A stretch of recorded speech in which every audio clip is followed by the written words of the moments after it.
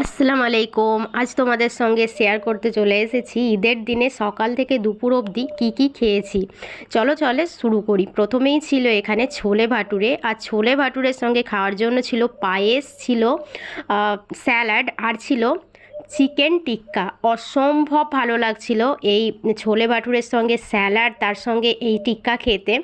আর তার পরেই চলো শুরু করি এবার যে দুপুরে কী কী খেয়েছিলাম। এটা ছিল শাহি কোরমা, এখানে ছিল তন্দুরি চিকেন, এটা ছিল সামি কাবাব, আর এখানে ছিল চিকেন স্যাটে, তার সঙ্গে রায়তা, আর যেটা ছিল সেটা হলো কুচনো।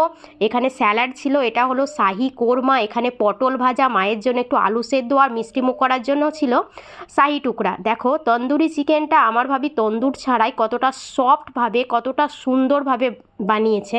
মানে আমি তো অবাক, এত ভালো রান্নাও কিভাবে শিখলো।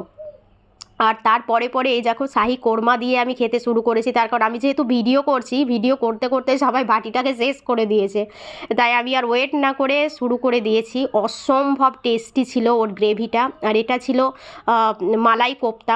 কোপ্তার মালাইটা একটু মিষ্টি মিষ্টি হয়েছিল স্বাভাবিকভাবে, আর মালাইটা ছিল, কোপ্তাটা ছিল ভীষণ সফট। এর মধ্যে দিয়েছিল চিকেন, পাউরুটি, কাঁচা পেঁয়াজ, কুচনো কাঁচা লঙ্কা, আর আরও অনেক কিছু দিয়ে এটা বানিয়েছিল। দুর্দান্ত হয়েছিল খেতে, আমি এটা প্রথমবার খেয়েছি।